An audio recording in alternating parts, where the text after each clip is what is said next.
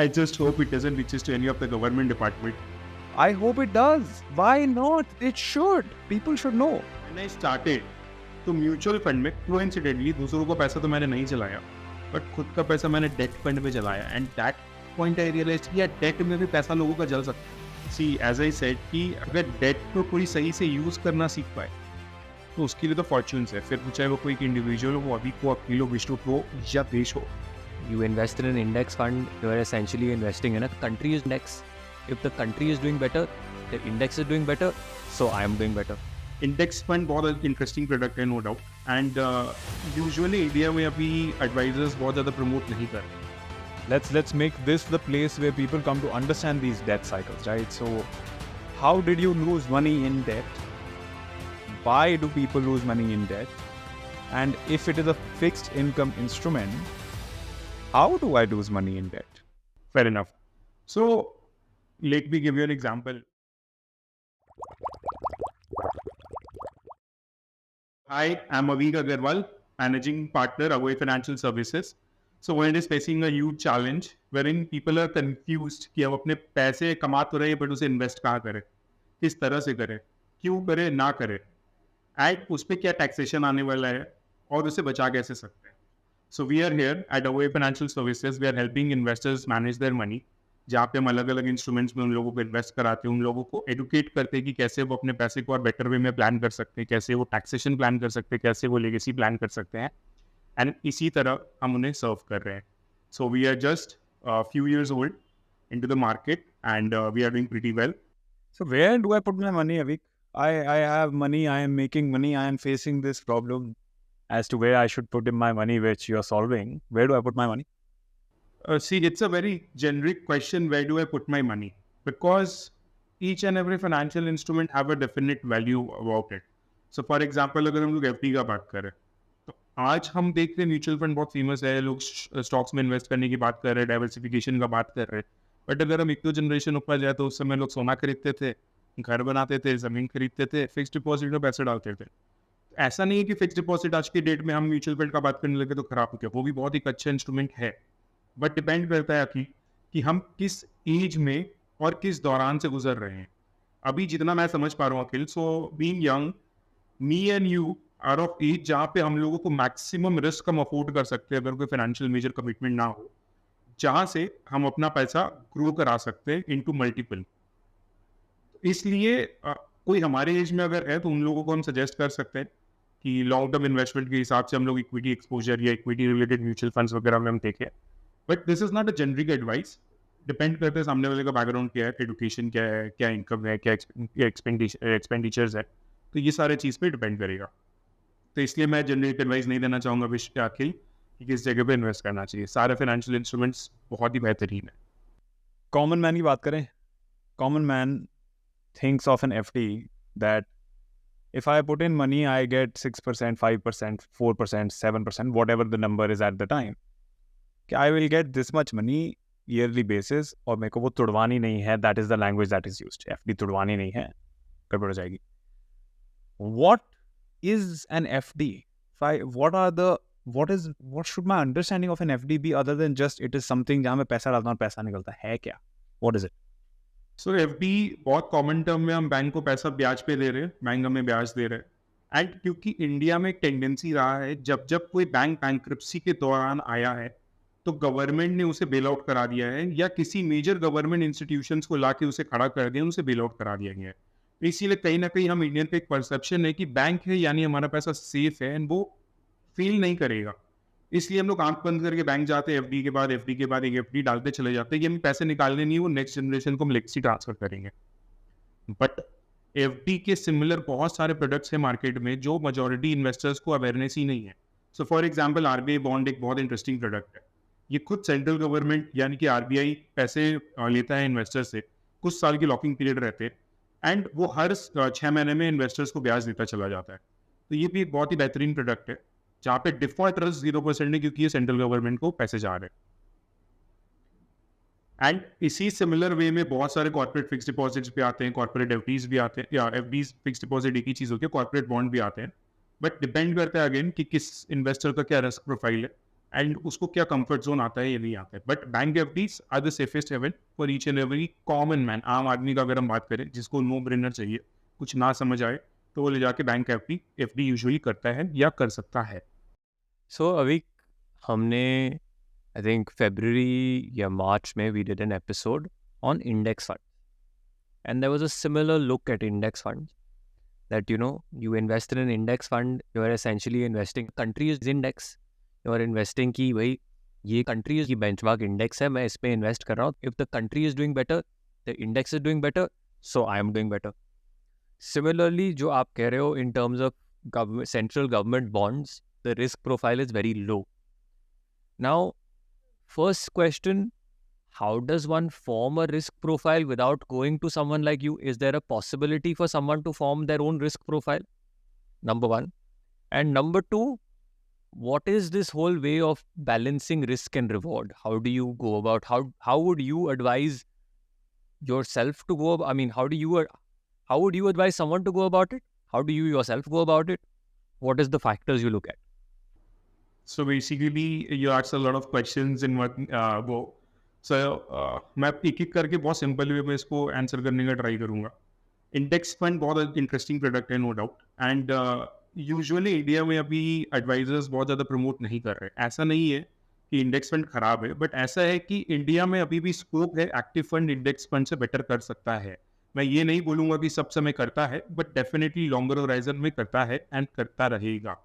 क्योंकि Indian market अभी भी इतना ट्रांसपेरेंट नहीं है जहाँ पे एक्टिव फंड मैनेजर को कुछ इनसाइड ना रहे कंपनी का और वो एक्स्ट्रा अल्फा जनरेट करके ना दे पाए. First point. तो मेरे नज़र में मैं इंडेक्स फंड उतना प्रमोट नहीं करता हूँ, ना ही खुद इन्वेस्ट करना पसंद करता हूँ, क्योंकि मुझे एक्टिव फंड मैनेजर्स पे अभी भी काफ़ी भरोसा है. We need an easier language, Aveek. We need easier than active fund, alpha. Oof, my brain is hurting. Active fund, alpha, what is happening? So that's fine. So let's take it easy. Alpha basically वो चीज़ है कि अगर bank FD मुझे 7 दे रहा है, मुझे 9% का return बैठा, तो 2% जो मैंने एक्स्ट्रा रिटर्न जनरेट किया उसे अल्फा बोलते हैं. जैसे अल्फा मेल, काफ़ी लायन, तो इस तरह से वो अल्फा जो एक्स्ट्रा रिटर्न बैठ रहा है उसे हम अल्फा बोलते हैं in finance. Let's keep it very simple. अब हम बात करते हैं कि रिस्क, उसके बाद प्रोफाइल. तो इसका मैं एक एग्जांपल देना चाहूँगा जो 6 महीना पहले शायद मेरे साथ एक इंसिडेंट हुआ. सो हम लोग नेटिवली बनारस के हैं. मेरे पापा के किसी फ्रेंड का कॉल आया. He is also practising chartered accountant and he said कि यार मेरे क्लाइंट को 50 लाख रुपए बेटी की शादी के लिए इन्वेस्ट करना है, तो कितना रिटर्न दिला दोगे? म्यूचुअल फंड में डालेगा वो. आई सेड अंकल, रिटर्न ज़रूरी है या बेटी का शादी ज़रूरी है? ही सेड नहीं यार, कितना रिटर्न दिला दोगे, साफ साफ बात करो, शादी तो है, डेफिनेटली हो ही जाएगा. ठीक है अंकल, अगर आप मेरे थ्रू इन्वेस्टमेंट कराएंगे तो मेरे जो फंड का कॉम्पोजिशन रहेगा, आपको 7 से 8% का रिटर्न टेक्निकली बैठ जाएगा एंड उसमें से काफ़ी सारे फंड टैक्स एफिशिएंट भी होंगे. तो बोले यार एफडी मुझे 7-7.5 दे देगा, मैं तुम्हारे पास क्यों होऊंगा? मैं बोला अंकल, इसीलिए तो मैंने पहला सवाल किया कि क्या आपके लिए शादी जरूरी है बेटी का या रिटर्न जरूरी? बोला नहीं यार, मेरा लोकल डिस्ट्रीब्यूटर मुझे 18% का रिटर्न दे, 18%. ऐसे अंकल आपको लगता है वहां जाना चाहिए तो बिल्कुल देख सकते हैं. अभी तो डिफरेंशिएशन क्या हो रहा है यहाँ पे कि मैंने उनका गोल समझा कि उनकी बेटी का शादी है, उनका टारगेट है 5 साल के अंदर शादी कराना है. But no, let's take an example कि 1 साल बाद अगर एक अच्छा लड़का मिल जाए, वो शादी कराने राजी है, क्या उस लड़के को बोलेंगे नहीं यार मैंने तो अभी से 5 साल का कमिटमेंट कर रखा है, 5 साल बाद अब शादी करेंगे क्योंकि पैसे तो मुझे मिलने नहीं है 50 लाख रुपए? नहीं. वो 1 साल बाद आके कि अभी को ये बोलेंगे, अभी मेरी बेटी का शादी है, आज के डेट में मुझे पैसे रिडीम कर दो. Not let's take an example, मैंने विश्व के कहने पे इंडेक्स फंड में सारे पैसे डाल दिए होते एंड कोइंसिडेंटली उस दौरान पे इंडेक्स फंड 10% डाउन होता. अब मैं किस प्रकार उनको चेहरा दिखाऊंगा, क्योंकि उनका 50 लाख तो 45 लाख हो गया होता और वो बैंक में रख रहे होते तो उनको एटलीस्ट 3.5 लाख रुपए का ब्याज मिल जाता 7% के हिसाब से मैं जोड़ू तो यहाँ पे एक एडवाइजर का रोल प्ले आता है कि वो आपके इन एंड आउट के बारे में जान रहा है, आपकी नीड के बारे में जान रहा है कि आपको उस पैसे का कब दरकार है और क्यों दरकार है. उनके केस में ये शादी उनके लिए नीड है, ना कि 18% का रिटर्न उनके लिए नीड है. ये एक बहुत डिफरेंशिएटिंग फैक्टर है. यहाँ पे एडवाइजर्स रोल प्ले में आते हैं. एंड डेफिनेटली बहुत सारे लोग DIY में बिलीव करते हैं एंड खुद से इन्वेस्टमेंट भी करना प्रेफर करते हैं. बट उन सबके लिए मेरा ये सलाह रहता है कि एटलीस्ट आप एक तो एडवाइजर से कंसल्ट करो एंड देखो कि यार वो एडिशनल आपको क्या दे सकते हैं. बहुत जगह पे हम लोग ये मान के चलते हैं, स्पेशली जो लोग हम लोगों के एज में हैं, कि हम लोग अमर है, अभी तो पैदा हुए ही है, 10, 20, 25, 30, 28 साल के हो रखे हैं हम, एंड अभी तो 60, 70 साल की उम्र तक का जिंदगी बाकी है, फिर मरना थोड़ी है, तो हम लोग खुद ही सब कुछ कर लेंगे। बट लाइफ बहुत अनसर्टेन है। जब भी कोई मुझे DIY कंसेप्ट बताता है, एडवाइजर क्यों जरूरी है ये बताते हैं, तो मैं उससे यही सवाल पूछता हूँ कि क्या आपके फैमिली को आपके सारे इन्वेस्टमेंट्स के बारे में पता है? तो ट्रस्ट मी, 95% लोग बोलते हैं कि उनको आइडिया भी नहीं है। मैं बोला, आप अगर अपने आप को पिक्चर से हटा के देखो, तो वो पैसे आपके किस काम के, जो आपने 18%, 15%, 20% अगर बना भी लिया हो, क्योंकि फैमिली वाले तो खोज नहीं पाएंगे उसे। अग्री कर रहे हो अखिल, विश्व? मेरे को थोड़ी सी प्रॉब्लम है ये वाले लॉजिक के साथ। I have an issue. I don't think it's the wrong logic, because when you talk about marriage, then it is a certain cash outflow in the future. You are saying that for sure I'm going to be spending this money, right? When you talk about investment, I feel like the time horizon of an investment, when you discuss 30 years, 40 years into the future, is based on the fact that 40 years down the line, I am 60 years old, I am 70 years old, or whatever I am, and I am incapable of working, or I do not wish to work, or I just, even if I can, I just want to stay out of it, right? Then my return from that money is able to sustain my lifestyle at that point. Very different topics, because when you talk about the marriage wala part, it is no longer an investment. It's just planning out, like, I'll take the risk-free rate, which is basically the rate at which I don't have any risk, which is 7%, 8%, whatever you recommended. So I will take the absolute risk-free part. My daughter is going to get married and I need liquidity, which means whenever I need the money, I'll get it. जब भी चाहिए मैं निकाल लूंगा और मैं बेटी की शादी करा लूंगा, अगर कल मेरे को बंदा मिलता तो कल करा, right? So what is your view on this? Is a given expenditure for me? Should it always be risk-free if I am to spend it within a span of 5 years? Is there a timeline where you start thinking, okay, now you're saying मेरे को बेटी शादी 20 साल बाद करानी है, today she's 3 years old or 5 years old or 10 years old or whatever the metric is, does that change my risk profile for the same investment, or do I still stick with 8%? तो अगर मेरा खर्चा होना ही होना है, क्या सोच है? अगर मेरे को पता नहीं खर्चा होना है नहीं होना है और मैंने इससे ज़िंदगी बनानी है, क्या सोच है? जब आप बैठ के किसी का रिस्क बनाते हो तो कैसे बनाते हो? दोनों points.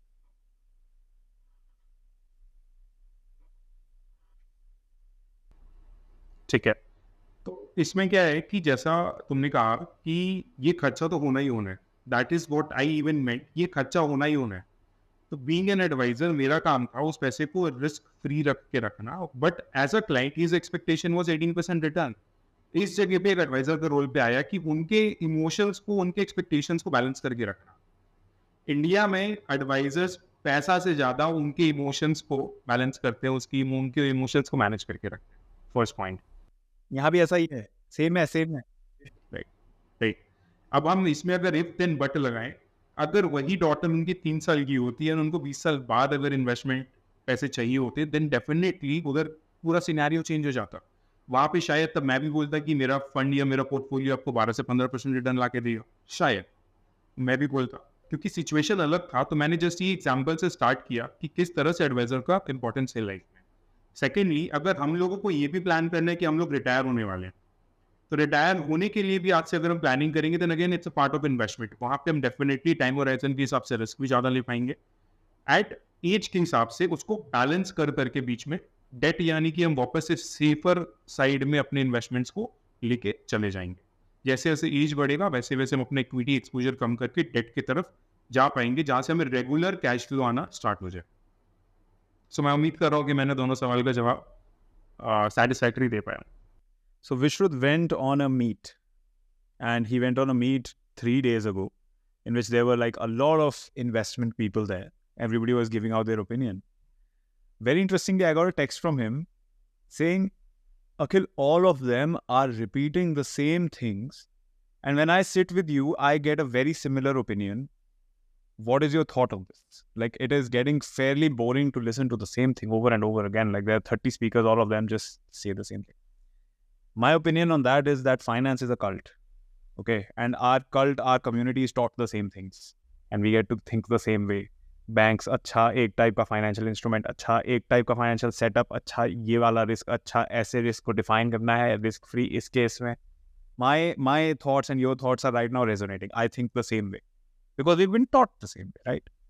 What are your thoughts on something like this? And then I want to get into the contrarian asset mindset, which you say there are other instruments which people don't think. Let's go down that rabbit hole.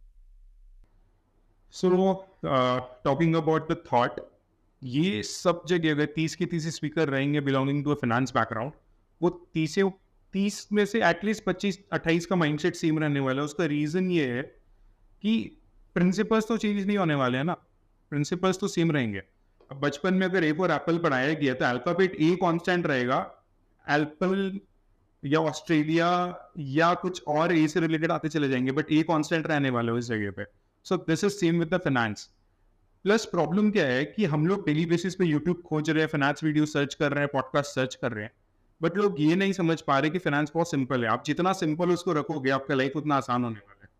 आप जितना alpha beta gamma के चक्कर में जाने वाले हो finance में, उतना वो डिस्टर्ब करने वाला है. इसलिए हम लोग उसको सिंपल भी रख सकते हैं. आप सिंपल गोल प्लान करो, सिंपल एसेट एलोकेशन करो, सिंपल फाइनेंशियल इंस्ट्रूमेंट्स चूज करो, जैसे पीपीएफ है, फिक्स डिपॉजिट्स है, इंडेक्स म्यूचुअल फंड है, ताकि लाइफ भी सिंपल रहे. अगर बहुत ज़्यादा डिफिकल्ट में हमें नहीं जाना. नॉट टॉकिंग अबाउट कॉन्ट्रेरियन बेट. अब जिनके पास अगर रिस्क टेकिंग कैपेसिटी हो, तो हम लोग अपने पोर्टफोलियो में 5 to 10% of our portfolio we stay invested in pre IPO shares. So I hope you have heard about pre-IPO shares, Akhil. Have you? Let us assume I have not, and let us like go deep dive. What is it? IPO क्या होता है? Like why do people keep talking about IPOs and unicorns? You know, unicorns are horses. So let's have that as well. We like to take a stance on this podcast where you imagine Akhil and I are 5-year-olds. We know nothing. And you explain it to us like we're 5-year-olds. So what I do, I've been doing this at my home. I have a lot of cousins. When they were younger, not 5 years, maybe around 10, 11 years. Because a 5-year-old kid would be more towards buying products. And that is the age what I feel we should not spoil them by teaching money habits and all. Let them be a bit matured and grown wherein they would be able to understand about money. So I personally wait till the age of 9, 10. या ठीक है, उनको बचपना पूरा कर लेने दो. यार 5-year-old को इतना लिटरली मत लो यार. हाँ, इसीलिए अकेला तुम्हें मैं 10 साल का बच्चा बना रहा हूँ. सो यूट्यूब पे एक वीडियो है जो मैं अपने सारे कजन्स को देता हूँ, सारे क्लाइंट्स के बच्चों को दिखाता हूँ. एंड उस वीडियो में दिखाया गया 2 वीडियो है बेसिकली. एक का नाम है वन इडियट एंड एक का नाम है one idiot return. So it's a AMC sponsored video जहाँ पे लाइव प्रैक्टिकल वे में दिखाया गया है. जो फर्स्ट पार्ट है वो मेनली स्टूडेंट्स के लिए है, एंड जो सेकेंड पार्ट है वो मेनली रिटायर्ड लोगों के लिए है कि स्टूडेंट लाइफ में अगर आप हो. एंड उस वीडियो में यही दिखा रहे हैं कि कैसे एक ग्रुप ऑफ कॉलेज स्टूडेंट एक आदमी का मजाक उड़ा रहा होता है पूरे वीडियो के दौरान. एंड इवेंचुअली दे रियलाइज जब वो उनके कॉलेज में स्पीकर बन के आता है कि his net worth is 100 crore, but he is living a life of a frugal lifestyle, जहाँ पे वो हवाई चप्पल पहन रहा है, खुद सब्जी तरकारी खरीदने जा रहा है, कोई BMW मर्सिडीज नहीं ले रहा, जबकि उसके पास 100 करोड़ का नेटवर्थ है. Basically Warren Buffett. Right, kind of. But वो एक इंडियन स्टोरी के ऊपर बेस्ड है कि वो फ्रूगल लाइफस्टाइल से भी उतना पैसा बना रखा है, बट फिर भी वो शो ऑफ नहीं कर रहा है. ये उसको 100 करोड़ दिखाने का जरूरत नहीं है उसके लाइफस्टाइल में. एंड सेकंड जो वीडियो आता है वो रिटायरमेंट के हिसाब से दिखा रहा है कि कैसे एक पेरेंट्स है जो ओल्ड एज होम में है, एंड उनके बेटे का फ्रेंड उनसे मिलने जा रहे हैं, एंड वो फ्लैशबैक में जा रहे हैं कि जब वो उनके घर जाता था तो उनकी मम्मी कैसे प्यार करती थी, और आज के डेट में उसकी मम्मी को कोई पूछने वाला नहीं है. उस केस में ये दिखा रहा है कि रिटायरमेंट का कितना इंपॉर्टेंस है लाइफ में. तो मैं 10 साल 11 साल 12 साल के बच्चों को मुंह से कुछ बताऊं, उससे बेटर मुझे लगता है कि ये मेरे लिए बहुत इजी टास्क है कि मैं पॉपकॉर्न, कोल्ड ड्रिंक, चिप्स वगैरह के साथ उन्हें आधा घंटा ये वीडियो दिखाऊं, आधा घंटा करके, एंड उस सिनेमेटोग्राफी के थ्रू उन्हें सब कुछ एडुकेट कर दूं स्लोली, ताकि उन्हें खुद को एक स्पेस मिले क्यों इन्वेस्टमेंट करना चाहिए, खुद का एक अंडरस्टैंडिंग डेवलप हो क्यों करना चाहिए. अगर मैं अखिल को या विश्व को समझाऊंगा चॉकलेट नहीं खरीद के 5 रुपए इन्वेस्टमेंट कर लो, उन्हें नहीं समझ में आने वाला. सो ये मेरा पर्सनल इंस्टेंस है कि मैं ऐसा कर रहा हूँ. एंड मेरे घर के बहुत सारे बच्चे जो अभी भी 18 साल के होने वाले हैं या हो चुके हैं, उनके कॉर्पस लाखों में हैं, because they have started investing at a age of 10, 11, 12, जहाँ पे उन लोगों को खुद से ये कॉल आया कि नहीं, वो वीडियो देख देख के उन्होंने सीखा कि पैसे की इंपॉर्टेंस कितने लाइफ में. Shark Tank America has this guy called Kevin O'Leary. He's a very popular investor now. He's the bald guy in the Sharks. So he has this story that my mom used to take me and my brother when we were 6 to 7 years old, and she used to give us pocket money. So she would give us like $100 a week, she would take us to a bank and she would force us to deposit those $100 and put them in a bond or put them in equity. And then she would hold the coupons, because at that time they used to have physical coupons, and she would show the coupons to us and she would say, never spend the principal, only spend interest. And this guy, he talks about it and he's like, this just stuck. It's like engraved here, never spend principal. And I feel when you understand finance, or when I actually learned finance or understood finance, feels like a responsibility to go out and tell people that this exists. What are you doing? Why aren't you? It's like a no-brainer to actually tell people to invest, change your life. Get free by the time you're 50 or 40 or whatever, based on whatever income you have. Just live a nicer life. No? But do you feel that people are willing to accept or take that advice? Because I've seen a lot of my friends spending ₹1.5 lakh on iPhone, the latest model, whichever is available in the market, and continuously changing within a year, and eventually not even starting the SIP of ₹500. So do you feel that they are ready to take that advice? So I don't think it's about taking that advice. I think this book, The Psychology of Money, looks at this in a very nice way. They say, what is rich? How do you feel rich? You only feel rich when you spend the money. Bank mein 100 crore hai and you're only spending 100 rupees, that feeling of richness doesn't come. This talks about a distinction between wealth and richness, and being wealthy and being rich. They say the richness only comes when you spend. So that's the thing. Like, people today want to be more associated with this concept of rich, which is why I think also the way we look at investing today, everyone is like, okay, I want to get into investing to make 2 times, 5 times, 10 times, 15 times. They don't, and this has to be in 3 months, 6 months. This whole concept that Akhil's alluding to, where they're saying ki, yaar, the next 30 years, nobody's thinking about that. Yeah, the other point is, you don't get to show it. मैं कैसे दिखाऊं? मैं portfolio लेके थोड़ी घूमूंगा. That my portfolio made 2x. Look, I have 100 CR. Look, I have 200 CR. There's nothing to show. On the other hand, you drive a Mercedes and the perceived value is, oh, ye amir hoega, he has a Mercedes. Right? So it is difficult to break greed out of people. Very difficult to break the perception. But the ones who do break it have the potential to change the world. Because if you can live in India on like a 3 lakh rupee budget a year and you can make 12 lakh rupees, you're free within 4 years of working.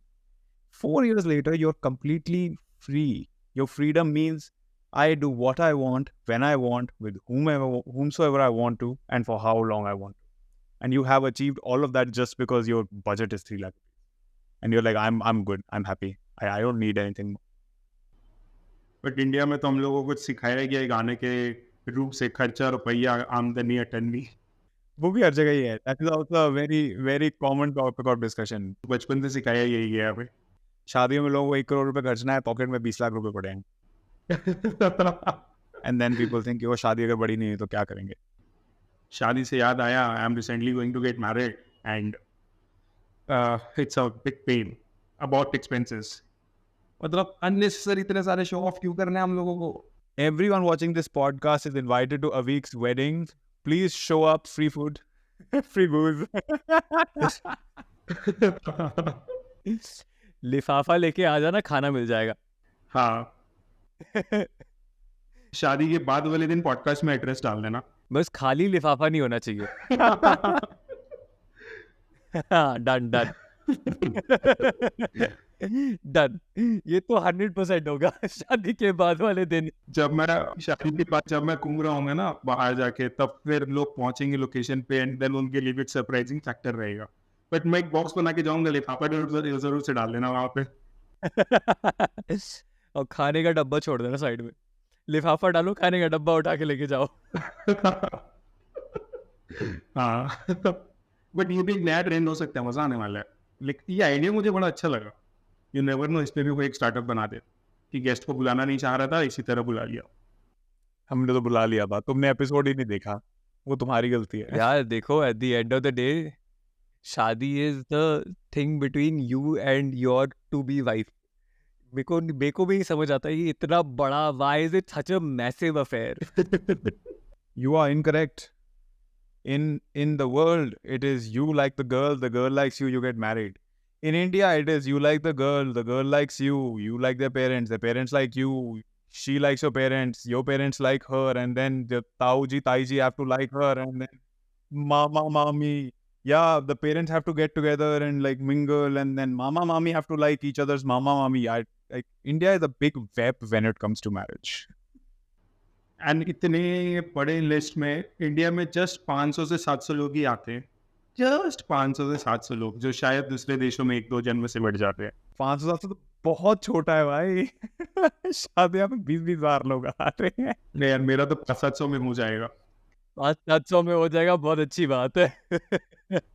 मैं तो खुशी हूँ। Getting back to pre-IPO, what is pre-IPO? We forgot to teach that to our 5-year-olds. Right. So pre-IPO is not for someone 5-year, 10-year-old. Pre-IPO is someone who's making decent money and have that risk-taking capacity. So for example, I assume that I have decent money and I have my risk-taking capacity in my portfolio. So I tend to invest 5 to 10% of my portfolio in pre-IPO shares. Now what is pre-IPO? As the name suggests, pre-IPO. IPO के पहले हमें इसमें investment को opportunity मिल रहा है। अब ये shares जो हम प्रोक्योर करते हैं, ये हम हमारे खुद के बुक्स में लेके रखते हैं। यूजुअली बड़े बड़े फाइनेंशियल इंस्टीट्यूशन ही सब करते हैं ऐसा, बट आई एम ब्लेस्ड, हम भी करते हैं। एंड कहाँ से लेते हैं हम? तो पहले मतलब 5 साल 6 साल पहले अगर हम जाए तो ये बहुत बड़ा चैलेंज हुआ करता था एम्प्लॉइज़ के लिए कि उनको ईसॉप मिल रहा है। अब जिनको ये नहीं पता ईसॉप क्या होता है, तो इट्स स्टॉक ऑप्शन प्लान जो कंपनीज उनको देते हैं उनकी लॉयल्टी के लिए, उनके इफेक्ट के लिए towards the growth of the company. वो उनके शेयर्स के टर्म्स में होते हैं, बट ईसॉप को सब्सक्राइब करने के लिए उन्हें हार्ड कैश देना पड़ता है। एंड जब कंपनी लिस्टेड ही नहीं है, उससे तो जस्ट पेपर वेल्थ क्रिएट हो रहा है। उसे तो एक्चुअल में नहीं पता कि कंपनी ने 100 रुपये के 500 के शेयर दिए या 50 रुपये के शेयर दिए। तो 5-7 साल पहले ये बहुत फ्रीक्वेंट था कि लोग ईसॉप में अप्लाई नहीं करते थे। ये प्रॉब्लम धीरे धीरे लोगों के नजर में आया, and then people like us starting approaching those employees कि यार अगर आपको लग रहा है आपकी कंपनी का वैल्यू 500 रुपये का है पर शेयर में, मैं इजी वे में समझा रहा हूँ, एंड आपको कंपनी 100 रुपये में सब्सक्राइब कर रहे हैं, तो आप एक काम करो, आप आज 100 रुपये में कंपनी से ले लो, आप कल आके मुझे 300 रुपये में बेच दो। एंड मेरे लिए वो, क्योंकि रिचेबिलिटी बढ़ गया, एम्प्लॉय के थ्रू मैं वो शेयर्स में इन्वेस्ट कर पा रहा हूँ फर्स्ट, तो मैंने 500 का चीज़ 300 में खरीद लिया आज के डेट में, क्योंकि उसका रेट उस एम्प्लॉय को ठीक से नहीं पता है शायद, या उसे बेचने का जगह नहीं है। सेकेंडली, अब मैं सेम चीज़ मेरे इन्वेस्टर्स को बता रहा हूँ कि यार 500 रुपये का चीज़ हमें 40% डिस्काउंट में मिल रहा है, 300 रुपये में भी आप इन्वेस्ट कर सकते हो। तो ये अगर देखा जाए 3 साल 5 साल की टाइम होराइजन के लिए एक बहुत अच्छा इन्वेस्टमेंट इंस्ट्रूमेंट है, जहाँ पे हम एक बेटर रिटर्न बना पाते हैं। डेफिनेटली रिस्क बहुत हाई रहता है, बट एक बहुत अच्छा रिटर्न हम बना सकते हैं। मैं जस्ट 2 एग्जाम्पल दूंगा। एक वर्स्ट एग्जाम्पल मेरे पोर्टफोलियो का, मैंने फार्मेसी में इन्वेस्ट किया था last year, and it was around 110 when we started buying, and I have invested heavily in that, क्योंकि हमारा एक्सपेक्टेशन था बहुत अच्छा आईपीओ आने वाला था, कहीं से इन्फॉर्मेशन थे, कुछ थे। वो 140 रुपये तक गया भी, बट बिकॉज न्यूज़ बहुत अच्छा था तो वी स्टे इन्वेस्टेड। फिर वो वापस 110 पे आया, फिर वो 90 पे आया, फिर वो 80 पे आया, एंड इसी दौरान हमने एवरेजिंग भी करते चले गए। अब इसलिए लोग बताते हैं, बहुत सारे वीडियोस में मिलेंगे, clickbait, don't catch a falling night, and that's true. इस केस में हमारे साथ ये हुआ, हमें लगा यार फार्मेसी इतना अच्छा है, इतना अच्छा स्टार्टअप, इतना अच्छा वैल्यूएशन मिल रहा है, ये कर रहा है, वो कर रहे हैं, हम भी एवरेजिंग करके चले गए। आज का प्राइस मात्र 10 रुपया है, आगे से वो जो 110 था ना, वो एक क्रिकेट खेल लिया लोगों ने उसको गिल्ली बना के, आज सिर्फ 10 रुपये में मिल रहा है। Damn. तो ऐसा नहीं कि हम फाइनेंस में हैं तो हम गलती नहीं करते, हम भी गलती करते हैं, बट ओपनली आके एडमिट नहीं करते। ठीक है, हमारे पोर्टफोलियोज में भी बहुत सारे इस तरह के फार्मेसीज मिलेंगे, बट लोग एडमिट नहीं करेंगे, स्क्रीनशॉट से 1 करोड़ 10 करोड़ बना के दिखाने वाले हो, बट एक्चुअली भी ये सबके पोर्टफोलियो में एग्जिस्ट करता है, बहुत सारे रेड मार्क्स होते हैं। तो इसी तरह अगर मैं कुछ अच्छे एग्जांपल्स का भी कंपैरिजन करूं, तो चेन्नई सुपर किंग 4 साल पहले करीब 35 रुपए के करीब था, and it went up to last year 240 रुपए तक, एंड आज की डेट में it is around 180 rupees, giving you a tentative ball figure. Tata Technologies, when we invested, it was around 170 3.5 years back, went up to 1050, and आज की date में 850 rupees के करीब का है। तो इसमें भी क्या है कि a lot of our investors, we have made them exit at around 800-850 when before it touched 1050, क्योंकि हम लोगों के हिसाब से ओवर वैल्यू हो चुका था शेयर्स, हम लोगों को प्रॉफिट बुकिंग कर लेना चाहिए, अच्छा रिटर्न हमने बनाया लास्ट 3 साल 4 साल में। तो इसीलिए हम पोर्टफोलियो बनाते हैं, हमारे पोर्टफोलियो में चेन्नई सुपर किंग भी रहेगा, कैपिटल टेक्नोलॉजी भी रहेगा और फार्मेसी भी रहेगा, ताकि कोई कंपनी ऐसा पैसा उड़ा के ले जाए तो कोई कंपनी एक्सेप्शनल रिटर्न भी हमें बना के दे। तो ये है प्री आईपीओ। इसीलिए क्योंकि ये हाई रिस्क है तो 5 to 10% of the portfolio. So speaking of high risk, this is very similar to again the venture capital game. कि वेंचर कैपिटल में भी यही सोचते हैं ना कि आप 100 कंपनी में इन्वेस्ट करते हो, 100 कंपनी में से 85 are going to not do anything, 10 में you're going to get your money back, you know, and those 5 or those 3 or even the 2 companies amongst the 100 are going to be like your 50 times, 100 times whatever value. So in fact, Akhil and I were having this conversation yesterday. So as जैसे Akhil ने कहा, I'd gone for an equity talk. Funnily enough, I stumbled into another one. And there the person talking was talking about their, you know, bigger hits. They were like, oh yeah, I did this, I followed XYZ strategy, and these were my hits. With every strategy he was giving his hits. And Akhil's like, you know what, we're taught to also, along with our hits, give our misses. That's the way you establish credibility. And, you know, you've just done that. You first started with your misses, man. So, you know, thank you so much for sharing that. I think it takes a lot of guts to admit when you're wrong. I mean, more than admit when you're wrong, to come on a platform where there are going to be people who you don't know, who are potential customers, who are, you know, people who would want to talk to you. उनको आके सबसे पहले ये बोलना कि मैंने यहाँ mess up भी किया है, मैं भी मैसअप करता हूँ, is very bold. So kudos to you for doing that. But यही तो again, this then again goes back to the question of risk. मैसअप का मैं बहुत एक कॉमन एग्जांपल देता हूँ। जो भी अपना करियर फाइनेंस में स्टार्ट करते हैं, so when I started 10 years back, around 9-10 years back, I was very just 18 and बहुत ज़्यादा साउंड नहीं था फाइनेंस को लेके, टेक्निकल टर्म्स को लेके। एंड डेट मतलब हमें यही समझ में आता है कि फॉर एग्जांपल अगर मैं डेट म्यूचुअल फंड का बात करूँ तो लोग यही बोलते हैं डेट में भी है, यानी पैसा फिक्स है, फिक्स रिटर्न आने वाले। बट हम लोगों को ये पता ही नहीं होता है कि एक साइकिल होता है, इंटरेस्ट रेट साइकिल जिसको हम बोलते हैं, जहाँ पे हमें बॉन्ड भी नेगेटिव रिटर्न्स दे सकता है। एंड व्हेन आई स्टार्टेड, तो म्यूचुअल फंड में कोइंसिडेंटली दूसरों का पैसा तो मैंने नहीं चलाया, बट खुद का पैसा मैंने डेट फंड में चलाया। And that point I realise कि यार डेट में भी पैसा लोगों का जल सकता है। Trust me, you won't believe, I'm openly saying this, 90% of the financial advisors don't understand this debt cycle properly. मैं बहुत सारे सीनियर चार्टर्ड अकाउंटेंट से मिलता हूँ, फाइनेंशियल एडवाइजर से मिलता हूँ, एंड वो बोलते हैं तो सिर्फ इक्विटी बेचते हैं, ये हमें समझ में नहीं आता है, कब नेगेटिव रिटर्न ला देगा पोर्टफोलियो में हम फंस जाएंगे। But we are blessed enough कि हम गलती कर करके सीखे हैं, एंड आज के डेट में इस तरह की गलती से हम अपने इन्वेस्टर्स को बचा सकते हैं। Let's understand it. Let's make this the place where people come to understand these debt cycles, right? So how did you lose money in debt? Why do people lose money in debt? And if it is a fixed income instrument, how do I lose money in debt? Let's go. 3 ways. Fair enough. So let me give you an example. One of the fund wherein I invested, I didn't realize that time because I just started, so one of the relationship manager approached me and said कि sir ये वाला fund हमारा date का बहुत अच्छा कर रहा है, बहुत अच्छा रिटर्न भी देगा, सो कुछ पैसे इसमें डाल दो, just to maintain a relationship. मैंने वो कुछ पैसे उसमें डाल दिए, एंड वो पैसे कुछ लाखों में थे। ठीक है यार, अच्छा फंड बोल रहा, अच्छा करेगी। एंड मैंने खुद उसका पोर्टफोलियो का भी चेक नहीं किया। 3 साल बाद अगर 7% का भी मैं रिटर्न पकड़ूँ एंड अज्यूम करता हूँ 10 लाख रुपए का इन्वेस्टमेंट है, तो उस केस में 3 साल बाद कितने होने चाहिए? 70,000 रुपये करके हर साल का ब्याज, 2,10,000 रुपये 3 साल का ब्याज, एंड 10 लाख तो इन्वेस्टमेंट किए थे, यानी 12,10,000 रुपये मेरे मिनिमम होने चाहिए। मैंने कंपाउंडिंग नहीं किया है, सिंपल इंटरेस्ट ही पकड़ा है। बट कोइंसिडेंटली 3 साल बाद उस फंड में मेरे पैसे 2.5 लाख रुपए हो गए। Why so? क्योंकि गवर्नमेंट ने किसी स्पेसिफिक बैंक के बॉन्ड्स को राइट ऑफ कर दिया, एंड उसका 75% ऑफ द पोर्टफोलियो बैंक का बॉन्ड था। तो रातों रात मेरा 12,10,000 25,000 2.5 लाख रुपए पे आके खड़ा हो गया।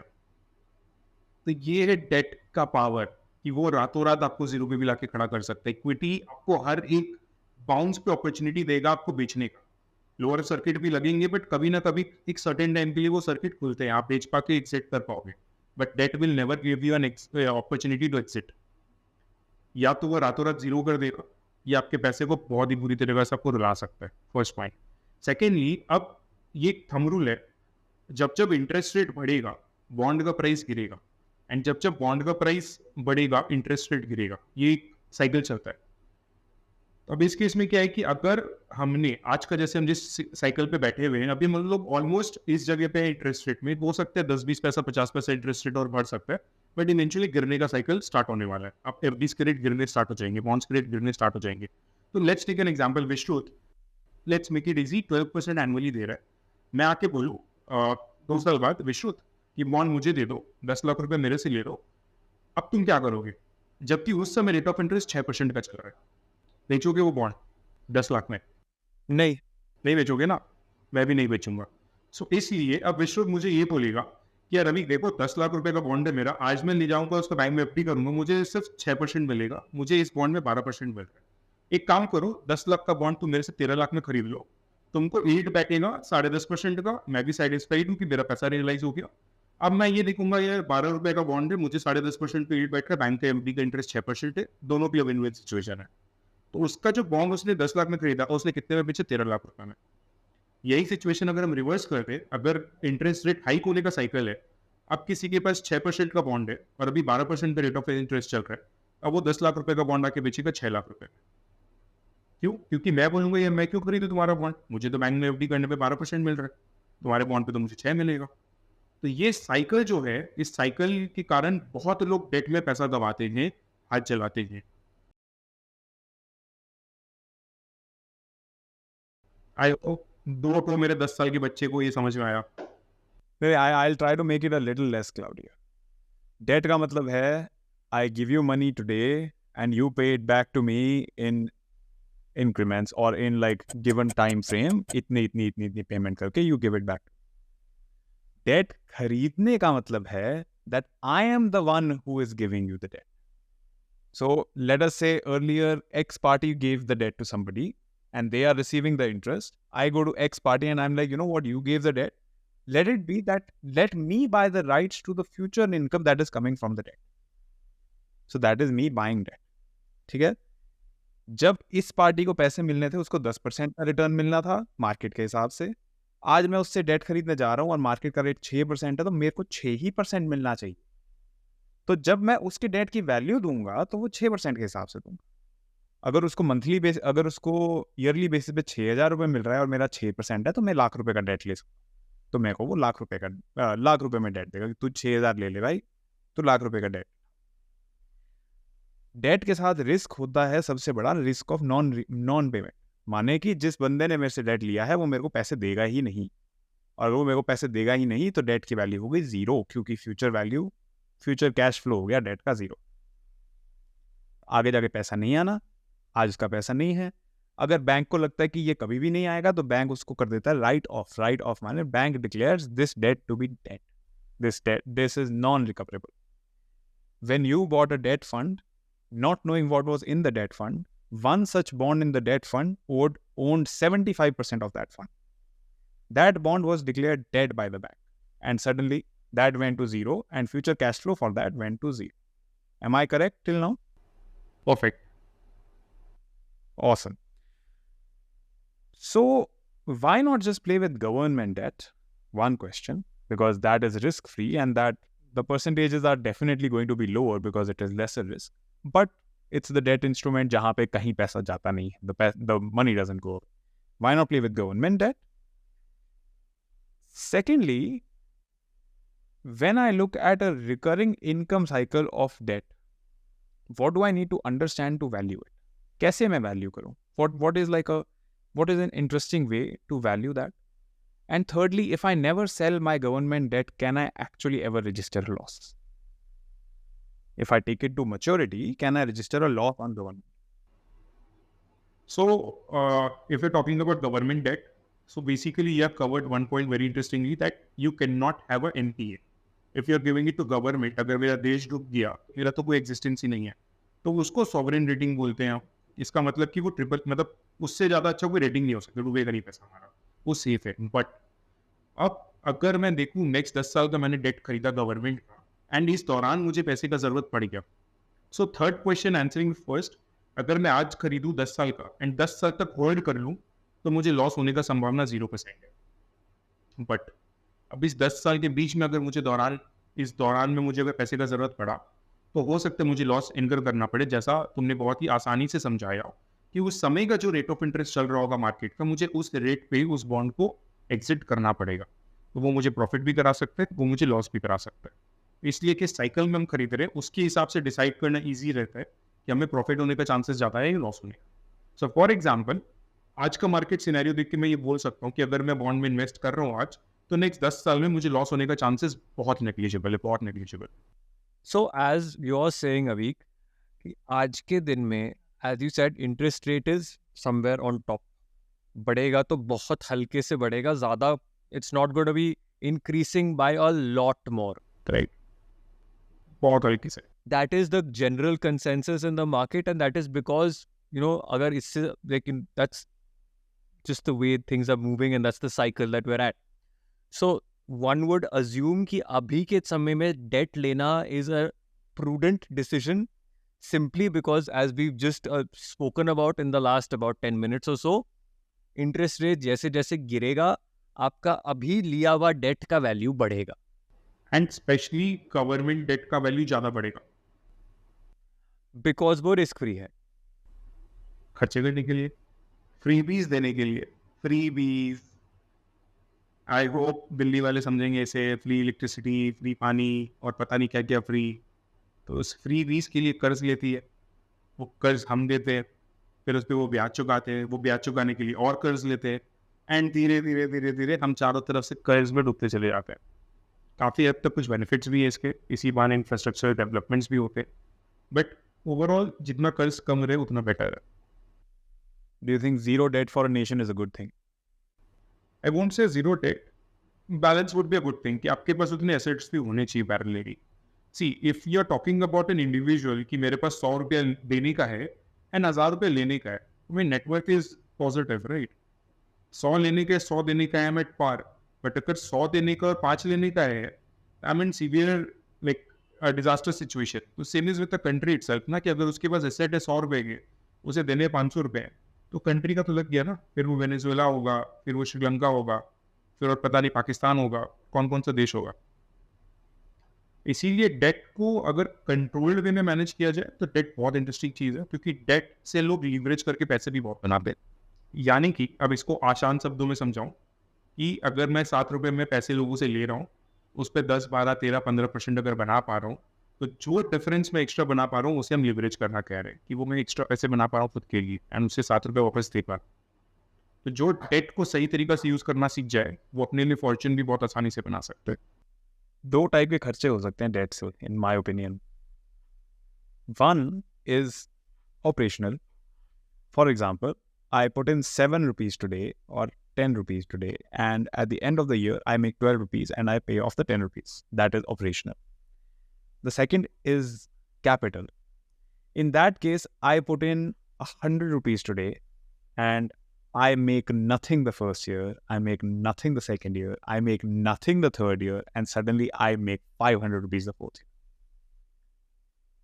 What would be your view on such an infrastructure investment for a country? Is it done properly?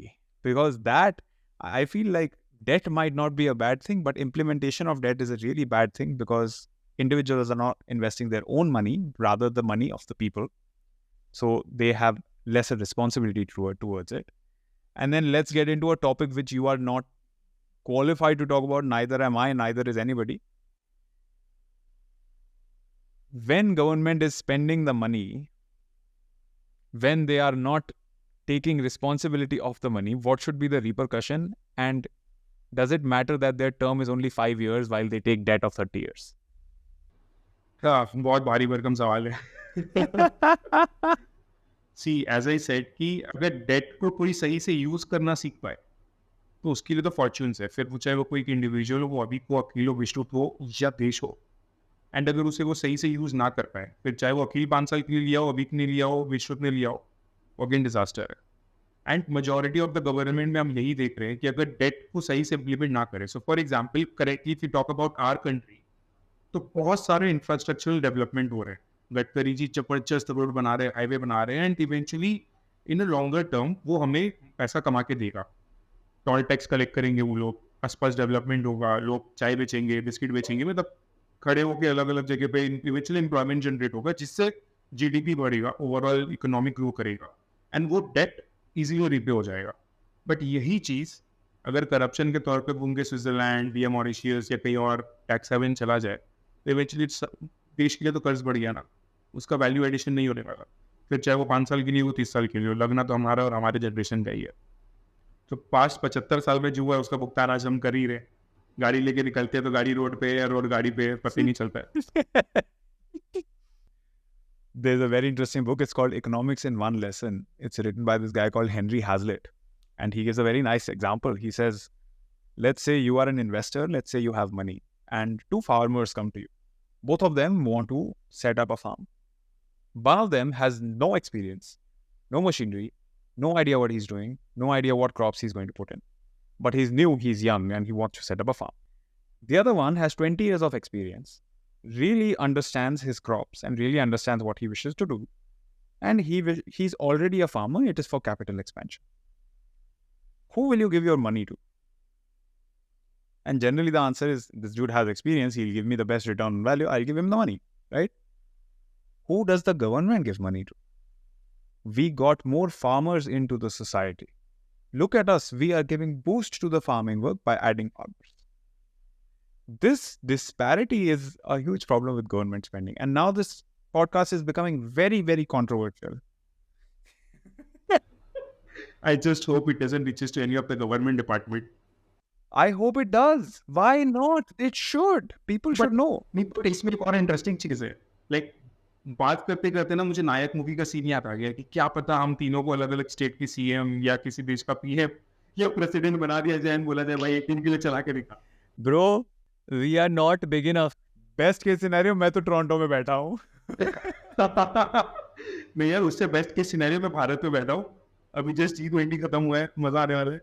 यार मेरे को इतनी हंसी आ रही है ये कॉन्वर्जेशन सुन के, बिकॉज हमारी अखिल और मेरी ये जो कॉन्वर्जेशन है ना, हमने again this is pre founder interview episodes और pre founder conversation episodes I should say, हमने ये फॉर्मेट ट्राई किया सोक्रेटिक डिबेट का, और उसमें हमने ये बात की कि क्या है, कैसे ये सब होता है, टैक्सेस कैसे यूज हो सकते हैं, are taxes being used in an efficient manner, what would one suggest is a good way of using taxes, how can governments be held responsible for the way they utilise taxes. तो this conversation that we're having today is throwing me back to all those conversations that we've had, and that episode is out there for anyone who wants to indulge in Akhil and I speculating. But I guess this is just a extension of that conversation. At least it's turning out to be an extension of that conversation. But Aveek, just one more thing I want to touch on before we sort of get further into this rabbit hole. You also spoke about another thing that you're doing where you're finding investments that people don't know about. We touched over this very, very quickly. कि अगर you said you spoke to some people and you were like, अगर आप मर जाते हो तो आपके family को पता है आपने क्या इन्वेस्ट किया है, तो आप उस पे काम कर रहे हो कि एक्टिवली आप लोगों के ये जो लॉस्ट इन्वेस्टमेंट्स है आप उन्हें ढूंढ के दे रहे हो. तो can you tell us something about that? So we should know, because we had this conversation when we met physically at that event. So Akhil, do you have any idea कि India में कितना बड़ा amount unclaim पड़ा हुआ है financial institutions के पास, government के पास, and अलग अलग ऑर्गेनाइजेशंस के पास? Just any round figure, ballpark figure, unclaimed figure. I am assuming I will know in 30 seconds. Okay. Nice. So मैं एक बार फिर से एडवाइजर का रोल प्ले में लेके जाऊंगा. As I said in the starting कि एडवाइजर का बहुत बड़ा इंपॉर्टेंस है आपके वेल्थ को के नेक्स्ट जनरेशन को प्रॉपरली हैंड ओवर करे. एंड एडवाइजर का जो कंसेप्ट है ना, ये 25 साल 30 साल 35 साल 50 साल पहले नहीं था, जिसके कारण आज के डेट में गवर्नमेंट का डेटा कहता है they have around 1.25 lakh crore rupees. अब ये मत पूछना कितना जीरो होता है, मेरा मैथ्स फेल हो जाएगा please. unclaimed with different financial institutions It can be LIC, it can be banks, it can be mutual funds, it can be shares, it can be any of the financial instruments, post office.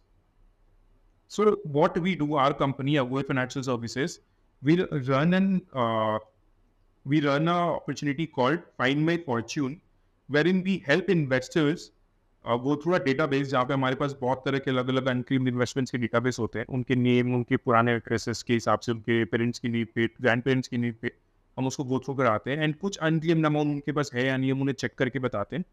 अगर है तो हम उन्हें उसे recover करने में भी पूरा गाइडेंस देते हैं, जो भी टाइम लगता है हम उनका हैंड होल्ड करते हैं. So it's again a professional service, हम ये भी करते हैं लोगों के लिए.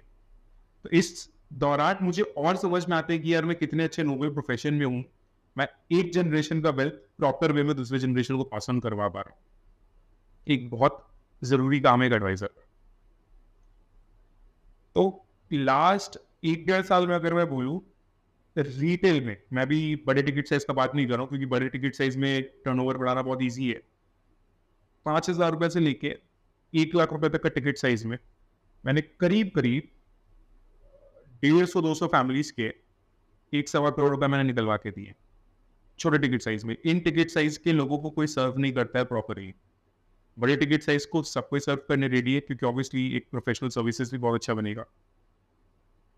And one of the best experience which I felt, so मैं एक अंकल के गया, at they were around 75, and उनके पापा का था. So he 75, his dad invested in that instrument, and I said uncle ऐसा ऐसा है. सो समवन रेफर्ड मी कि उनका मैंने काम करा के दिया, तो ही सेड अरे ये तो मेरा कजन है, इसके अभी करा दे. तो he gave me the number. I said I visited, तो ही इट्स लाइक यार, उनकी डॉटर बोल रही है तुमको तो भगवान ने फरिश्ता बना के भेजा है, हमारे पैसे फंसे हुए पड़े थे, तुम निकाल दे रहे हो. And they were having some difficult times, they were going through some challenges, and वो पैसे उनकी लाइफ में डेफिनेटली बहुत वैल्यू ऐड किए, जबकि उन्हें कोई आइडिया भी नहीं था कि वो पैसे उनके हैं, उनके पिताजी ने इन्वेस्ट कर रखे हैं, एंड वो उसे निकलवा भी सकते हैं. बट इस जगह पे और एक चीज है. सो हमारे कुछ अरेंजमेंट्स रहते हैं, कुछ डेटा गवर्नमेंट खुद पब्लिक करके रखते हैं, हम उसको स्क्रॉल करते हैं, उसको कुछ खोजते हैं, और कुछ हम भी अलग अलग जगह से डेटा प्रोक्योर करते हैं, एंड इसी तरह हम उन लोगों को सपोर्ट कर पाते हैं. प्लस सेकेंडरी बहुत बार क्या होता है कि लोगों को भी पता रहता है कि उनके ये इन्वेस्टमेंट्स इधर उधर पड़े हुए हैं, बट उन्हें प्रॉपर क्लैरिटी नहीं रहता है, तो उनसे भी डेटा लेके हम उनका काम करवा देते हैं. तो सारे तरह से ये हम उनको सर्विस दे पाता है. Plus being a financial advisor, जब मैं उनके घर गया, उनसे बात करते करते उनका फाइनेंशियल समझा, तो मुझे ये रियलाइज हुआ कि जो भी ये 6 डिजिट पे अमाउंट है, इनके घर में अगर आज चला जाएगा, ये खा पी के बराबर कर देंगे, क्योंकि अभी बहुत खराब टाइप से गुजर रहे हैं. सो व्हाट आई थॉट कि have a chit chat with the uncle, and मैं बोला अंकल अभी तो पैसा दे दूंगा, आपको भी पता है खा पी के बराबर हो जाना है. सो इससे बेटर ये नहीं होगा कि आप रेगुलर इनकम ले लो, आपका घर खर्च कितना है, इतना है, एक्स अमाउंट. टेंशन होता है, बहुत होता है, क्योंकि अभी तो कमाई नहीं है मेरे पास. मैं बोले एक काम करो, अब पूरा पैसा एक साथ नहीं लेके इसको इस हिसाब से मैं इन्वेस्ट करा दे रहा हूँ, नेक्स्ट 4-5 साल तक के लिए आपको टेंशन नहीं लेना, घर पे तो आ जाएगा. सो ये फीस अराउंड 75 नाउ. 5 साल तक भी अगर वो पैसे उनको आ रहे हैं, जो उनकी मंथली रिक्वायरमेंट है, दैट मीन्स उनका 80 साल तक को उम्र का, तो नेक्स्ट 5 साल मैंने सॉर्टेड आउट कर दिया उनकी और उनकी वाइफ का. तो ये सब चीज भी हम ध्यान रखते हैं कि यार जिनका जितना भला हम कर सके, हम हमारे एंड में वो करना प्रेफर करते हैं. एंड अगेन इसका आप obviously आप ये जो कर रहे हो, it's amazing, it's really nice to hear that there is people who are doing out this for especially this particular ticket size यार. क्योंकि जैसे आपने कहा, ये टिकट साइज को बहुत ज़्यादा लोग देखते नहीं है, उन्हें इम्पोर्टेंस नहीं देते, क्योंकि दिस डजंट मेक न्यूज़. किसी को आपने तो इसमें आपका क्या फ़ायदा है? We charge them nominal service fee. जो भी हम हमारा एफर्ट डाल रहे हैं, हमारा टाइम डाल रहे हैं, हमारा मैन पावर डाल रहे हैं, हमारा एक्सपीरियंस डाल रहे हैं, उसके लिए बहुत नॉमिनल फी चार्ज करते हैं, जो लोग खुशी खुशी हमें दे देते हैं. I think बहुत ज़रूरी है यार. Like I feel this financial education is so coveted ना. It's like we should be able to educate more people, and we should be able to get them what they have, what is theirs primarily. इसकी foundation आई कहाँ से? इसका ये idea कहाँ से आया? So basically as I said कि 7-8 साल से मैं इन्वेस्टमेंट का काम कर रहा हूँ, एंड उस दौरान बहुत लोगों ने इस तरह से अप्रोच किया कि यार ये पैसे फंसे मेरे. तो what we used to do, कि मैं चाहता था कि बाजार में people charge for it, but यार जान पहचान है, उनसे क्या पैसे लूंगा, मैं फ्री में लोगों को सर्विस दे देता हूँ। 1 को दिया, 2 को दिया, 5 को दिया, 10 को दिया, 50 को दिया 5-7 साल में, बट देन रियलाइज हुआ कि यार ये तो जेन्युइन प्रॉब्लम है।